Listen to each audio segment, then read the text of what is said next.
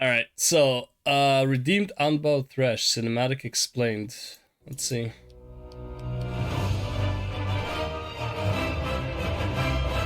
Well, who needs sleep when there's a new cinematic that we can talk about? Especially Seriously. when it's a really good one. After the Ruination event ended, and while we were waiting for the last issue of the comic, there was only one thing that I was hoping we would get in that comic. Thresh. I mean, we did get him, but not in the way that we expected. Yeah. I was really hoping we would learn what happened to Thresh, why it happened to Thresh, and what he was going to do. Now, to this very moment, we still don't really know what exactly happened to Thresh, Oh, but the context we got was really good. For those of you who missed it, yesterday Riot released a new cinematic to celebrate the fact that Thresh will be joining Wild Rift. But of course, in Wild Rift, because of the censorship, they had to humanize him. So there, Unbound Thresh is his normal skin. But of course, we didn't really have any context as to what actually happened to Thresh lore-wise. And people really started disliking him after they noticed that they just turned Thresh sexy. After all the other sexy champions, and the one who was almost sexy as well. I mean, he still kinda is. But anyway, people were fed with e-boy champions, and so what did we get? Thresh transformed into a pretty boy. Now this entire time, I was fine with what was happening to Thresh. Yes, him being sexy really didn't fit his character. But the idea behind the skin and the story was fine. We learned that Thresh was absorbing all the black mist that Viego was spewing out. And in fact, in the comic we learned that it was Thresh who pushed Viego into starting the Ruination, so that eventually Thresh would be able to control the Black Mist, and that would free him from the Shadow Isles. So the story was good. We didn't get any of that in the event, which is where the story was supposed to really happen, but at least that part was fine. The visuals is what people really didn't like, and I'm happy to say they fixed it in this cinematic. But enough talking about the skin, let's now talk about the cinematic and the reason why people swapped their opinions and now everyone loves Thresh. I still hate Thresh, but like, that's out of principle because I hate hookers. I hate champions that can hook other champions in the game.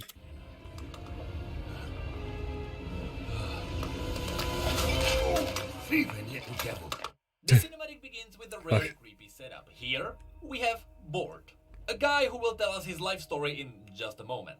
From the innkeeper we learn that Bort is a waiter at a pub. And as the text reveals, we are in Hegby in southern Noxus, but unfortunately we can't find this place on the map.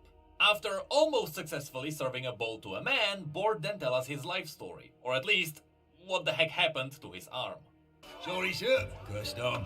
Yep, picked a mage's pocket, he gave me the old zapparoo. Now it does what it wants. So yes, simply said, he pickpocketed a mage and the mage cursed him. And now he is working in the inn, both as a waiter and an attraction. You have to watch who you trifle with in Noxus. Do you now?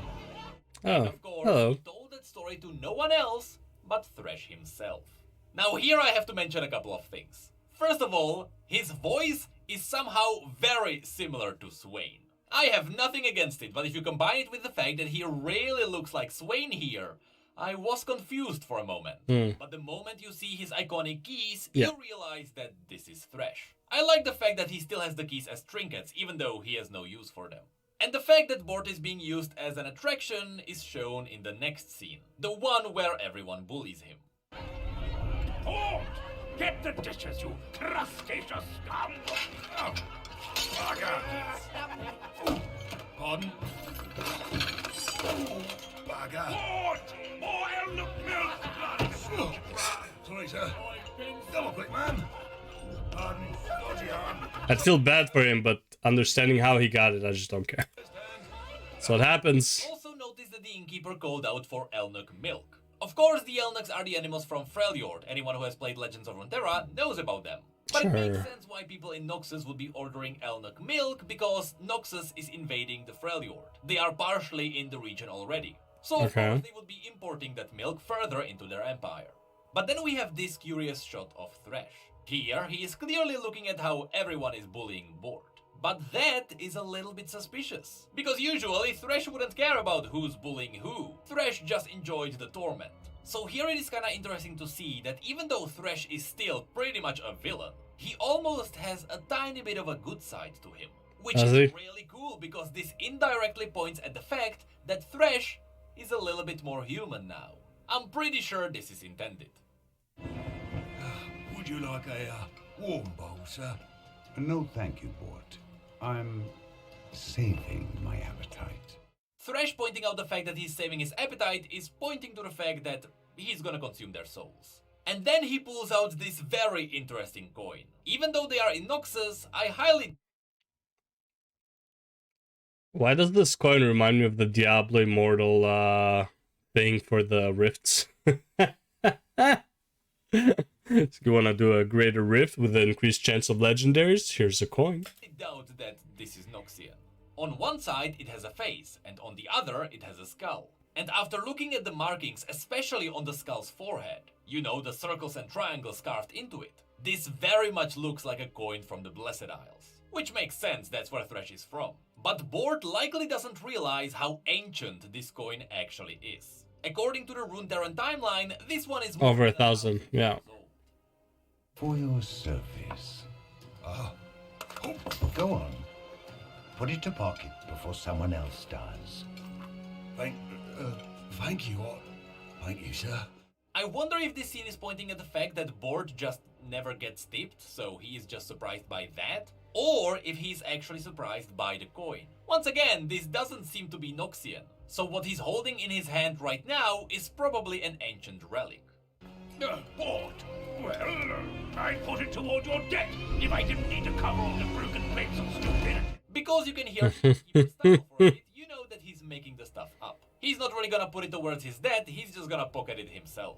And then we get to Tired Bort, who's just trying to clean the place up. Bugger. Bugger! A bugger!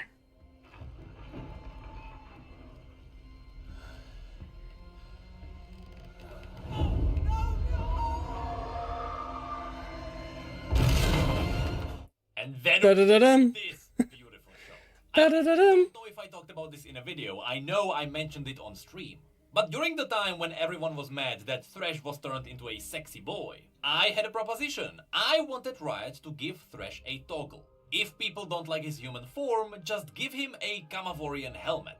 Just like what Viego has when he's stealth. That way you would hide the Oh, I didn't even know. he's human, and you would make Thresh badass. So Riot did that. They gave him the helm here. This is exactly what I wanted. Can we Similar to Kaisa, basically. please? Like, really, I don't know how much work that would be, but doing this to Thresh would be absolutely amazing. Well, not that This is a much. Guaranteed win, Riot. Please do it. Anyway, Thresh then just goes on a happy little rampage. Going somewhere?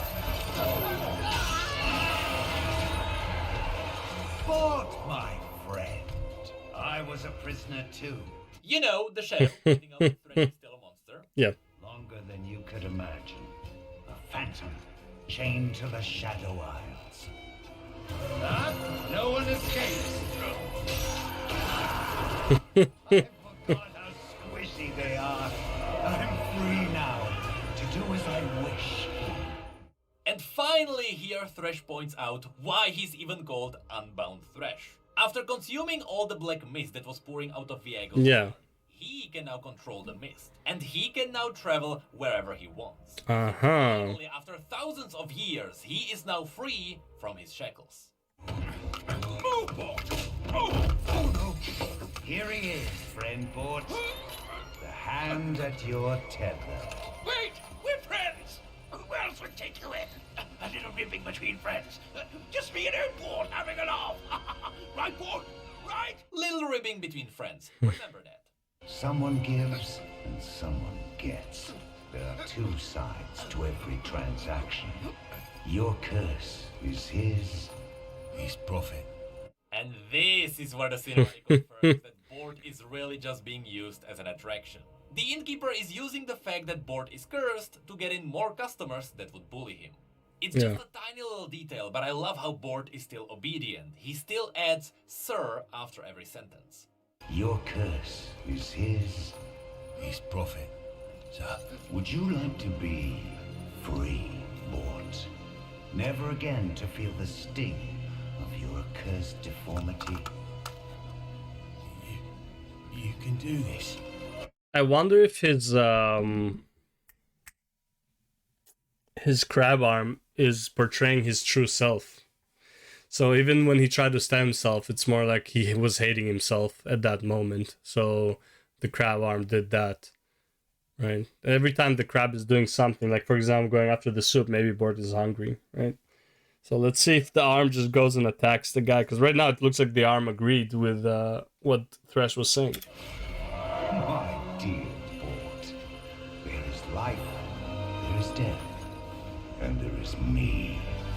This is the shot that everyone absolutely loves. This shows us that Unbound Thresh has character, and I love it. Though again, it is curious to see that Thresh is now sympathetic towards other people. It is obvious he is helping Bort because he was bullied. And once again, I guess if that means that Thresh is a bit more human now. That is the side effect of him finally being able to leave the Shadow Isles. And of course, we can't forget about the fact that the reason why he's talking about himself not being life or death is because the Black Mist is something in between. The mist itself technically kills people, but the magic from the blessed waters of the Blessed Isles makes it so that it can never truly kill anyone. That's what Thresh is now. As the master of the Black Mist, he can kill people without technically killing them.